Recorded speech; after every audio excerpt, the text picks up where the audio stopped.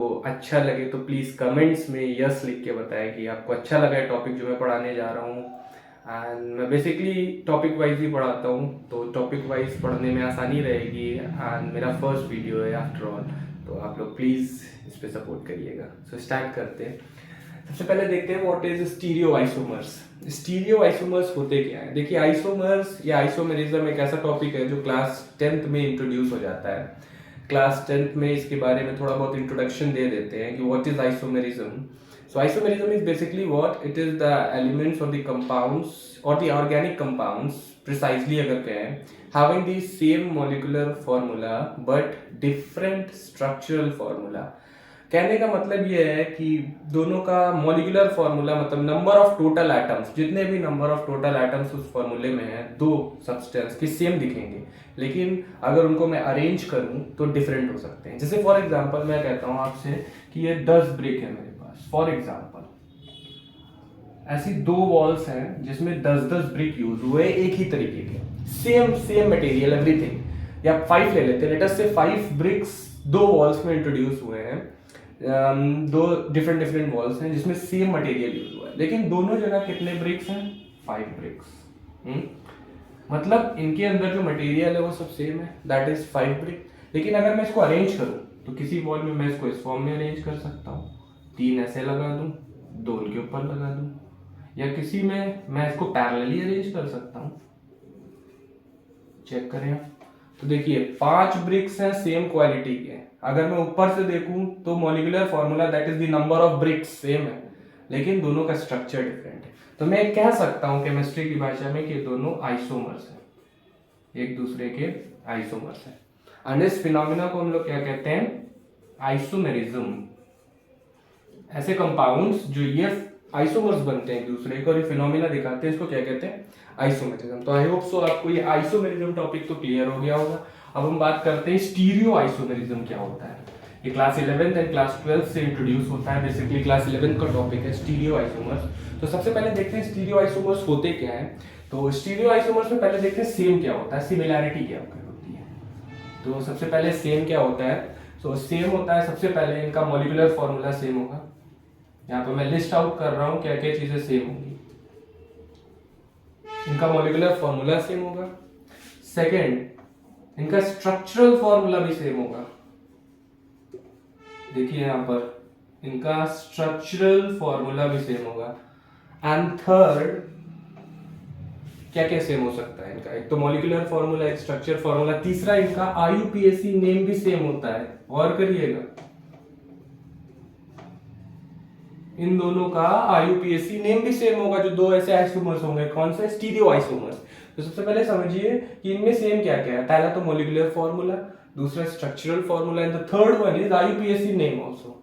अब बात करते हैं डिफरेंस क्या होगा इनमें, तो ये डिफर कहां पे करेंगे। तो सबसे मेजर डिफरेंस जो है, तो सबसे पहला डिफरेंस है they differ in their 3D arrangement of atoms, या फिर मैं कह सकता हूं they differ in the arrangement of atoms in their 3D space. मतलब एक 3D स्पेस में इनके एटम्स कैसे अरेंज होंगे वो डिफर होगा। तो फर्स्ट पॉइंट क्या है? They differ in 3D arrangement of atoms. 3D space में इनके एटम्स कैसे अरेंज होंगे वो डिफर करेगा। एंड सेकेंड क्या है? इनकी डिफरेंस अरेंजमेंट की वजह से 3D में इनकी फिजिकल प्रॉपर्टीज भी डिफर करेगी। That is the major aspect. तो यहां पर फिजिकल प्रॉपर्टीज भी इनकी डिफर करेगी। एंड रेयरली मैं यहां पर स्टार लगाऊंगा, रेयरली बहुत कम जगह देखा गया है कि इनकी केमिकल प्रॉपर्टीज भी डिफर करती हैं। तो यहां पर इनकी केमिकल प्रॉपर्टीज भी डिफर करती हैं। सो यहां पर फिर से मैं स्टीरियो आइसोमर्स को एक बार रिकॉल करता हूं।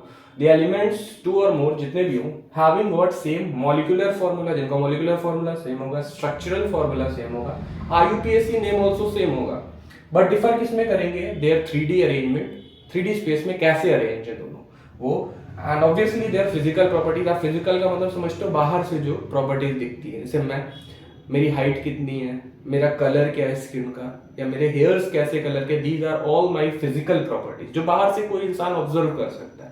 थर्ड, केमिकल प्रॉपर्टीज भी कभी कभी डिफर करती है, लाइक जो ऐसी प्रॉपर्टीज जो इनहेरेंट होती है बॉडी के अंदर, जैसे मेरा मेटाबॉलिज्म कैसा है, मेरा डाइजेशन कैसा है, these are all my chemical properties. तो ये कभी कभी डिफर करती हैं, अदरवाइज मेजरली जो इफेक्ट करता है इनका 3D अरेंजमेंट और फिजिकल प्रॉपर्टीज। तो इसको रिकॉल करते हैं, स्टीरियोआइसोमर्स आर द एलिमेंट्स और the compounds having the same molecular formula, second structural formula, third IUPAC name, but differ in their 3D arrangement of atoms, second physical properties, and lastly rarely chemical properties. These are called stereoisomers. Now अब हम लोग इन दो stereoisomers को दो type में differentiate कर सकते हैं तो stereoisomers मैं दो हिस्सों में क्या कर सकता हूँ, डिवाइड कर सकता हूँ।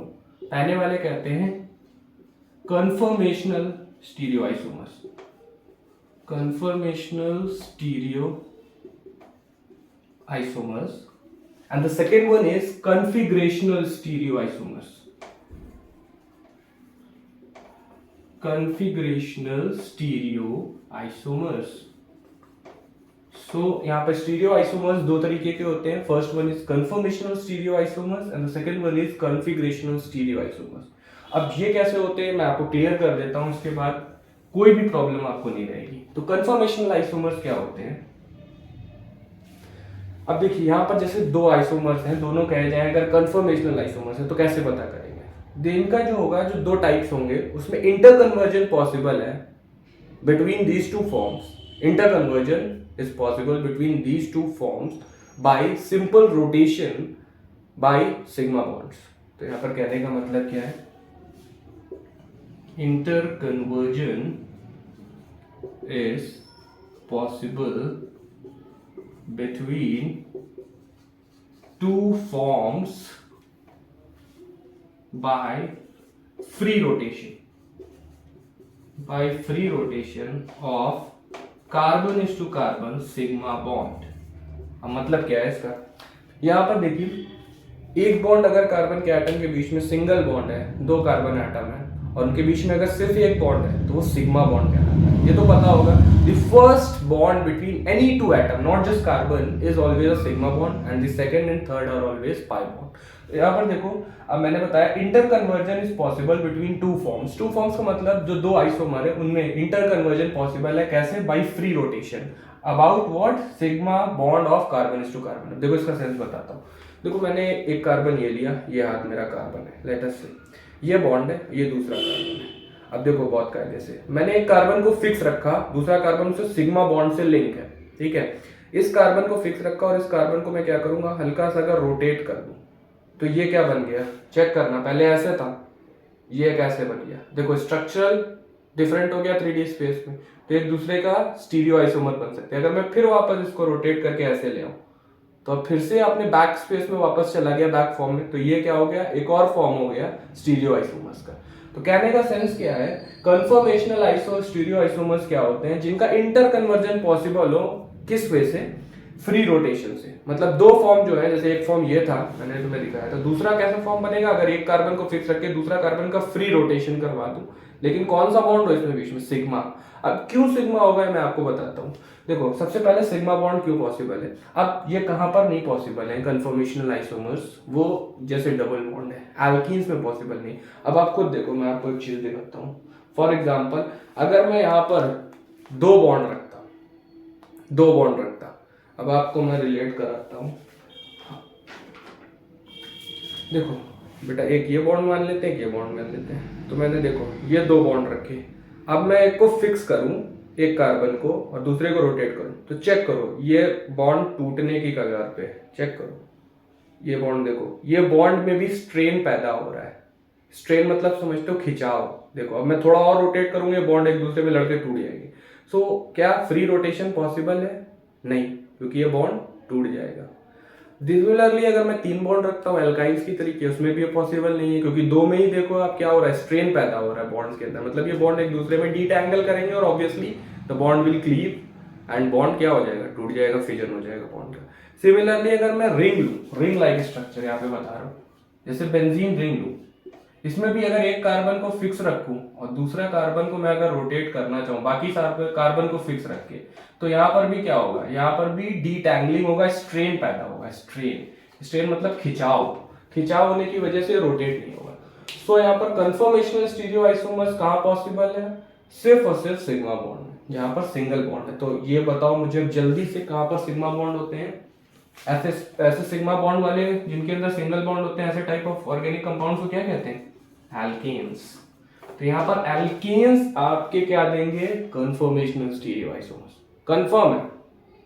सो कंफर्मेशनल आइसोमर्स आपको पता चल गए होंगे क्या होते हैं, जिनका इंटर कन्वर्जन पॉसिबल है दो फॉर्म में about its own form by free rotation of sigma bond carbon to carbon के बीच में।